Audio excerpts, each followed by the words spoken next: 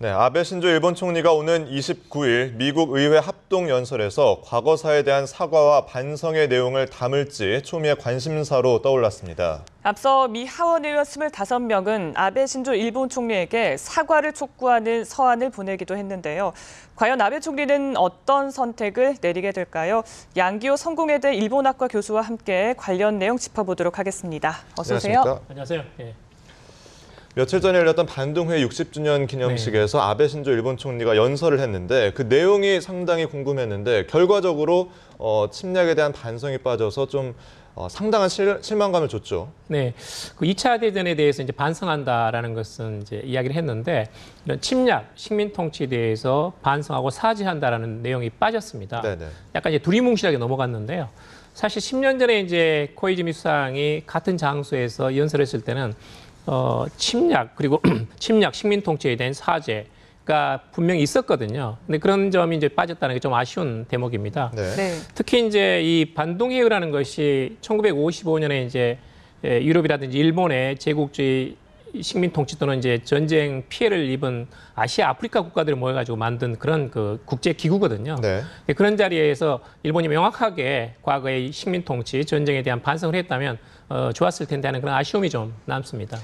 네, 이제 주목되는 것이 아무래도 4월 29일에 있을 그 미 의회 합동 연설인데요. 이때도 뭐 크게 달라지지는 않을 것으로 예상이 되시나요? 예, 뭐 4월 29일 이제 미 상하원 합동 연설은 기본적으로 미일 관계니까요. 거기서 이제 과연 얼마나 아시아 국가에 대한 이런 배려가 들어갈지는 약간 미지수로 남습니다. 그런데 이제 사실 그 태평양 전쟁을 보게 되면 미국도 일종의 이제 피해 국가거든요. 그러니까 진주만 공습에서 2,500명이 전사했고, 그리고 이제 태평양 전쟁 4년 기간 동안에 무려 40만 명이 죽었습니다. 그러니까 이제 미국 내에서 직접 전쟁에 참전했던 그 베테랑들, 참전 용사들이 뭐 국회의원도 있고, 네. 지금 남아있는 상태이기 때문에, 살아있는 상태이기 때문에 여기에 대해서는 아베가 제대로 된 그 사죄하라, 반성하라 하는 그런 요구들이 지금 계속 나오고 있고, 그리고 이제 거기 한국 우리 그 교포들도 상당히 여러 가지 많은 요구를 하고 있습니다. 그래서 이제 미국의 미일 관계에 있어서의 일본의 지금까지 어떤 그런 그 과거에 대한 반성이 나오고, 그리고 이제 전후 평화 국가로서 이제 일본이 그동안 기여해온 거, 그리고 미일 동맹을 통해 가지고 동북아 평화 안정에 기여한 거, 이런 것들 약간 좀 과거보다는 좀 미래지향적인 그런 이야기에 좀 방점이 찍히지 않을까. 근데 그러다 보면 이제 우리 걱정은 이제 과거사에 대한 진정한 반성이 과연 담길 네네. 것인가. 근데 그 점이 좀 걱정이 좀 되죠. 네. 말씀해 주신 것처럼 미국 하원 의원 25명이 아베 신조 일본 총리에게 서한을 보냈습니다. 내용은 과거사 반성해라 이런 내용인데 네. 자, 과연 아베 총리 입장에서는 상당한 부담으로 작용할 것 같거든요. 어떻게 맞습니다. 보세요? 맞습니다. 이건 뭐 이제 적재는 부담입니다. 이제 직접 그 편지를 아베 수상에 보냈고, 그리고 좀 이용수 그 위안부 피해자 할머니가 또 그 회견할 그런 장소, 미국 하원 그런 그 국회의원회관에서 지금 지난번에 엊그저께 이제 그 저기 기자회견을 했거든요. 네네. 근데 그런 것들은 지금 다양하게 좀 압력으로 작용할 거라고 보는데, 문제는 뭐냐면 이제 지난 20일 날 그 일본 텔레비 회견에서 아베 수상이 전쟁에 대한 반성, 뭐 침략, 식민통치, 사죄 이런 그 무라야마 담화에 담았던 내용들은 다시 언급하지 않겠다고 이야기를 했습니다. 이미. 그러면서 이제 조금 이게 과연 진정성을 가지고 아베 담화에까지 정말 과거사에 대한 반성이 나올 것인가에 대해서는 약간 좀 의구심이 좀 드는 대목이긴 한데, 네. 나름대로 이제 여러 가지 우리 한국 정부 그리고 이제 그 재미 교포들의 노력이 있고, 또 이 문제에 대해서는 이제 최근 미 의회 조사국에서도 여러 가지 이야기가 나왔는데, 과거사에 대해서 진정성이 아베가 보이지 않아서 굉장히 주변국들 간의 관계에도 좀 매끄럽지 못하고 미국 국익에도 결국은 그 이롭지 못하다는 그런 여러 가지 이야기가 나오고 있으니까 나름대로 여러 가지 이제 거기에 대한 압박은 들어갈 거라고 봅니다. 그런데 저희가 좀 주목할 만한 점이 그 전후 70년 동안 일본 총리가 미 의회 합동 연설을 했던 적이 없던 걸로 저희가 알고 그렇습니다. 있거든요. 네. 그런데 지금 뭐 말씀하셨듯이 역사 인식 관련해서 논란도 계속 있는데도 불구하고 이번에 연설을 하게 된 데는 좀 어떤 의미로 저희가 좀 해석을 할 수 지금은 있을까요? 이제 미일 관계가 밀월 관계입니다. 이제 서로를 너무나 필요로 하는 지금 상황이기 때문에, 사실은 이제 그 패전국이었던 독일이라든지 이탈리아가 수상들이 와가지고 5번, 6번 이렇게 그 합동 연설을 했습니다. 네. 근데 우리도 이제 6번 했습니다. 우리 대통령께 가셔가지고. 그런데 일본만 지금 그 미일 동맹에도 불구하고 그동안 이걸 허용하지 않았거든요. 근데 코이즈미 수상이 이제 여러 번 하려고 했는데 그때도 야스쿠니 신사를 참배했다는 이유로 해가지고 미국에서 거절을 했습니다. 그런데 지금은 아시다시피 이제 미국 내에서 또 아시아로 핵이 이렇게 하면서 미국이 적절하게 중국을 견제하는 것에 지금 그 방점을 두고 있습니다. 네. 그러다 보니까 일본 자위대가 집단적 자위권을 개정하고 그리고 이제 오키나와 미군 기지를 아베 수상은 지금 유지한다고 이렇게 몇 번이나 지금 강조를 하고 있기 때문에 전반적으로 봐서는 미국으로 봐서는 일본이 상당히 지금 고마운 존재거든요. 근데 그런 점이 이제 작동을 하면서 이런 상하원 합동위원설이라는 그 자리를 이제 제공하고 아무래도 지금 당분간은 미일 관계가 앞으로도 계속 강화될 가능성이 매우 높다고 보일 수 있습니다. 그런 점에서 이제 한국이 조금 약간 부담이 되는 대목이 없지 않아 있습니다. 네. 네. 미국 입장에서는 이 동아시아 정세에서 일본의 역할이 그만큼 중요하다는 인식을 하는 것 같은데 네. 그렇게 되면 조금 전에 지적을 해주셨지만 우리 입장에서는 상당히 부담스럽지 않을까요? 그렇습니다. 이제 특히 이제 2020년까지 미국에서 지금 5천억 달러를 군비를 삭감해야 되고 네. 그다음에 한 10만 명이 넘는 미군을 지금 줄여야 되거든요. 그러면 그런 인원이라든지 경비라든지 이런 것들을 부담해 줄 만한 그런 파트너가 필요한데 그런 역할을 지금 일본이 맡겠다고 하니까 상당히 지금 고마운 겁니다. 그런데 이제 사실 미국으로 봐서는 이제 아시아 국가에 이렇게 동맹을 맺고 있는 나라는 한국하고 일본밖에 없습니다. 네네. 특히 이제 미군이 해외에 주둔하고 있는 나라가 이제 독일이 한 7, 8만 명 있고 한국이 한 3만 명, 일본에 한 4만 명 있습니다만은 독일 같은 경우에는 이제 나토 북대서양 조약기구로 인해서 주둔을 하고 있는 것이고 이렇게 수만 명 단위로 이렇게 해외에 주둔하고 있는 나라는 사실은 한국하고 일본밖에 없거든요. 그러니까 주일미군, 주한미군은 어느 쪽이 중요하지 않다 그런 문제가 아니라 미국으로 봐서는 중요한 다 우방이고 동맹국가입니다. 네. 그런 점에서는 미일 동맹이 강화된다고 해가지고 상대적으로 한미 동맹이 약화된다든지 하는 것은 아니고 오히려 미일 동맹이 강화되면서 한미 동맹을 보완할 수 있는 그런 측면도 있기 때문에 이것을 꼭 이렇게 이제 제로섬 게임으로 볼 필요는 없다. 이제 그런 좀 말씀을 드리고 싶고 기본적으로 이제 약간 한미 동맹은 기본적으로 한국 내에서 한반도에서 이 전쟁을 억제하기엔 국내용입니다. 네. 그런데 이제 미일 동맹은 지금은 약간 바뀌어가지고 글로벌 안보 파트너로서 전 세계 분쟁 지역에서 자위대가 후방 지원할 수 있는 그런 시스템이기 때문에 원래 주한미군 또는 주일미군의 주둔 목적 자체가 다릅니다. 그런 점이 약간 이제 미국으로서는 주일미군이라든지 또는 이제 자위대를 활용하기 쉬운 그런 환경 자체가 이 주한미군하고 주일미군 성격이 다르다. 그다음에 동맹의 성격도 약간 다르다. 그런 점에서 그걸 전제로 해가지고 볼 필요가 있다는 걸 좀 말씀을 드리고 싶습니다. 네, 미일 동맹이 돈독해지고 있긴 하지만 사실 일본의 과거사 인식에 대해서 국제사회의 우려도 있습니다. 네네. 그런데 이런 상황에서 지금 최근 야스쿠니 신사에 또 공부를 복납을 해서 논란이 되고 있는데요. 반성의 의지가 없다라고 저희가 봐도 될까요? 맞습니다. 이게 지금 야스쿠니 신사뿐만 아니라 올해 초부터 지금 시마네현의 그런 독도 기념의 날 하고 네. 그다음에 교과서 왜곡, 영토 도발 그리고 이제 일본이 ODA 준 것이 사실은 전후 보상 성격인데 아시아 경제에 기여했다든지 굉장히 지금 그런 아베의 어떤 우파적인 민낯을 지금 보여주고 있거든요. 그런데 이번에는 약간 줄어들었습니다. 예년에는 143명이 갔었는데 아무래도 이제 미국 방문을 앞두고 있다 보니까 불필요한 이렇게 외교 마찰을 줄이기 위해서 이번에는 약간 숫자가 106명 정도로 좀 줄어들었습니다. 그런데 이제 야스쿠니 신사는 이제 일본 측의 입장이 좀 없지 않아 있는 게 말하자면 이제 기본적으로 싫든 좋든 간에 해외 전쟁에 나가가지고 죽은 사람들이거든요. 그러니까 정치가들이 가가지고 예의를 표하는 것은 너무나 당연한 거 아니냐, 전몰자에 대해서.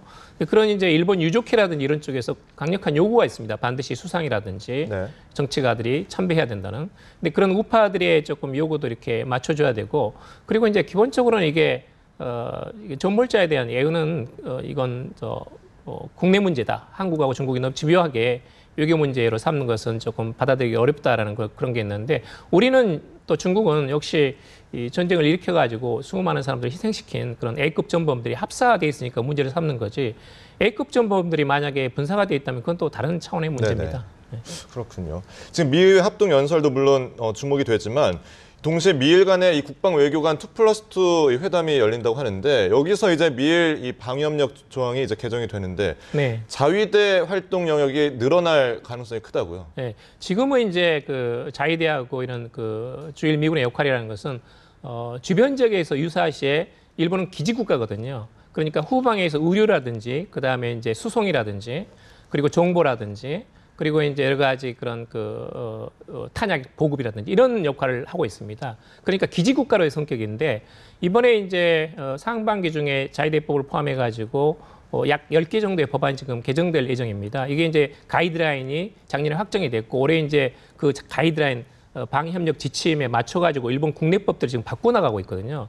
근데 기본적인 성격은 뭐냐면 이런 그 중국의 침략에 대해서 미일 공동으로 대처한다든지 아니면 지금까지 어떤 기지국가 성격이 아니라 전 세계 어디서든 미군이든 프랑스군이든 영국군이든 테러의 분쟁에 현재 분쟁적인 지역에다가 자위대가 파견이 돼가지고 직접 전쟁을 하지 못합니다. 평화헌법이 있기 때문에.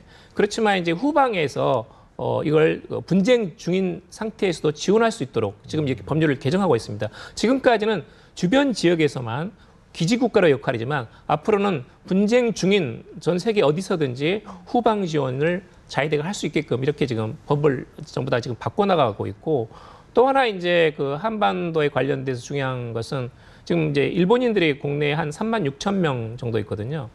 그런데 이제 한반도 유사시에 그 일본인들을 후송해야 됩니다. 후송하는데 한국에 요청이 있을 경우에는 자위대가 한국의 영해 내에 들어가 가지고 이런 그 일본인들 구출 작업을 할 수 있는 그건 이제 분명히 이제 한국 측 요청이 있어야 됩니다. 그게 전제가 돼야 되는데 그런 점에서 이제 다양하게 어떤 그 자위대의 활동 반경이라든지 역할 같은 것들이 상당히 이제 그 제고되는 그런 쪽으로 지금 그 법안이 올해 상반기 중에 이제 개정될 예정이라서 우리도 이제 상당히 관심을 가지고 잘 천천히 들여다봐야 됩니다. 네. 이렇게 이제 미일 안보 공조가 강화되면 당연히 뭐 중국은 반발을 할 테고요. 앞으로 그 동북아 안보 정세에 좀 어떤 변화들이 예상이 되나요? 이제 중국으로서는 지금 최근 수년간 굉장히 국방비 비중을 뭐 10%, 20% 이렇게 늘려왔거든요.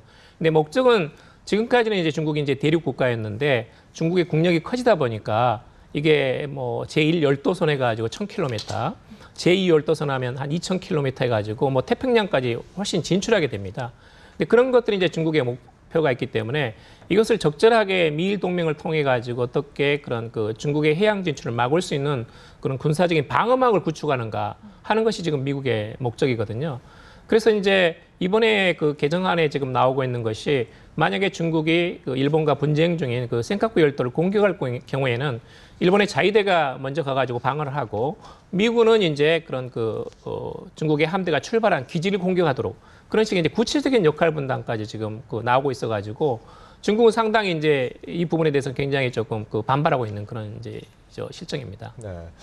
우리가 중국과 미국 사이에서 참 아슬아슬한 외줄타기 아닌 외줄타기를 하고 있는데 자, 일본과 미국은 거리를 좁히고 있고 또 우리가 중국과 미국 사이에 껴서 이 균형을 찾는 게 굉장히 어려울 것 같은데요. 굉장히 어려운 질문입니다만 어떤 전략이 필요할까요? 이게 이제 그동안 우리가 그 박근혜 정부 출범하면서 뭐 한반도 신뢰 프로세스, 남북한 관계에서 동북아 평화 구상, 이건 저 한중일 관계, 그다음에 유라시아 이니셔티브는 이제 뭐 대륙으로 진출해 가지고 뭐 러시아를 관통해 가지고 유럽으로 가는 철도를 놓는 거 이런 것들이 이제 외교 주요 3대 목표였거든요. 그런데 이제 남북한 관계가 제대로 지금 작동이 안 되고 그리고 이제 한일 관계가 그동안 정체돼 있다 보니까 동북아 판도가 이제 많이 바뀌었습니다. 그러니까 이제 미일 동맹이 강화되면서 중국을 상당히 견제하려는 시스템이 지금 상당히 이제 구축되기 시작하고 있고 중국은 이제 해양 진출로 하려고 있고 또 이제 중일 간에는 최근에 약간 그 화해 무드가 있어가지고 중일 정상회담을 2번이나 했거든요. 우리는 지금 한일 정상회담을 아직도 한 번도 못했습니다.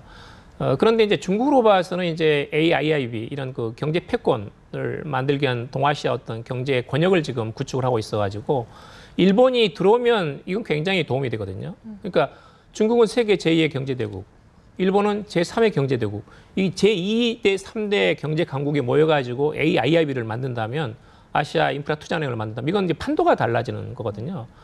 그런 면에서 일본을 끌어들이려고 하고 있고, 그리고 중국 나름대로 상당히 이제 그 자신감을 가지고 있어가지고 일본을 앞으로 관리할 수 있다. 일본을 굳이 뭐 이렇게 어떤 경계심을 가지고 이렇게 싫은 소리 하지 않아도 되고 우리가 앞으로 관리해 나가겠다 하는 그런 그 자신감을 보여준 게 아닌가 하는 생각이 들고 그런 점에서는 이제 미국에 대한 저는 메시지 발신이라고 보거든요. 앞으로 이제 중국은 경제 면에서 또는 여러 가지 역사 안보 면에서 아시아 전체를 관리할 수 있는 어떤 그런 거버넌스 체제를 충분히 구축해 나가고 자신감도 있다. 이런 것들을 지금 보여주는 어떤 일종의 발신입니다. 근데 그런 과정에서 이제 한국 이런 그 미중 G2 체제에서 놓여 있고, 그다음에 남북한 관계, 한일 관계가 좀 풀리지 않는 상태에서 외교적인 지금 지렛대가 지금 아직 좀 만들어지지 않고 있거든요. 근데 그것은 이제 역시 남북한 관계를 개선하고, 한일 관계도 아마 올해 가능하면 좀 정상회담을 해가지고 이런 그 외교적인 지렛대를 가지고 한국이 동북아 이런 그 평화 안보 면에서 어떤 외교적인 리더십을 질 수 있도록 다시 한번 조금 지금까지 외교 목표를 다시 한번 점검하면서 약간 체제 전환을 해야 됩니다. 지금은 약간 이제 전환점이 와 있다, 이렇게 좀 말씀을 좀 드리고 싶습니다. 네, 한일 그 정상회담에 대해서 언급을 해주셨는데요. 물론 그 앞으로 그 4월 29일 연설 내용을 좀 지켜봐야겠습니다만, 이번에도 또 반성이 빠진다면 한일 정상회담이 좀 더 멀어지는 게 아닌가라는 얘기도 나오거든요. 뭐 한일 정상회담은 이제 특히 이제 말씀하신 대로 다음 주 4월 29일 그 합동 연설, 그리고 이제 8월 15일 날 아베 다마, 이게 이제 중요한 이제 분수령이거든요. 여기서 이제 말하자면 과거사에 대한 진정성이 있는 반성 사죄가 없으면 아무래도 쉽지 않습니다. 그런데 최근 들어가죠. 여기 지금 한일 관계 지금 개선 움직임이 지금 이게 본격적으로 나오고 있습니다. 지난번에 이제 뭐 한미일 차관급 회담을 미국에서 하기도 했고, 그리고 이제 특히 한일 간의 2+2 이제 외교 국방 쪽으로의 국장급 협의를 지금 지난번에 했습니다. 그리고 이제 가토다츠야 산케 신문 지국장을 그동안에 이제 기소를 해가지고 출국 금지를 했었는데, 이번에 해제를 시켜가지고 일본 쪽에서는 상당히 이제 한국 쪽에서 적극적으로 관계 개선을 하려는 신호다, 이렇게 지금 받아들이고 있는 면이 있습니다. 그리고 이제 가장 현안 일은 지금 위안부 문제에 있어서 엊그저께 지금 그 정대협하고 그리고 피해자 할머니들이 직접 가셔가지고 일본 참여연 의원회관에서 일본의 그 정부의 법적인 그 책임을 묻지는 않겠다. 그 대신 진정성이 있는 성의를 보이면 해결을 향해서 여러 가지 노력을 하겠다라는 그런 말씀을 하셨거든요. 그런 점에서는 이제 꼭 이렇게 그 가능성이 제로가 저는 절대 아니라고 보고, 그런 몇 가지 지금 신호는 나오고 있고, 지금 여러 가지 그 빗장은 좀 이제 풀리고 있거든요. 그런 점에서는 적절한 시점을 찾아가지고 한일 간의 이런 정상회담을 할 수 있는 그 환경 자체는 잘 만들어지고 있다. 이제 좀 더 긍정적으로 봐도 괜찮지 않나. 그런 좀 말씀을 드리고 싶습니다. 네, 알겠습니다. 지금까지 양기호 성공회대 일본학과 교수와 얘기 나눠봤습니다. 오늘 말씀 고맙습니다. 네, 감사합니다.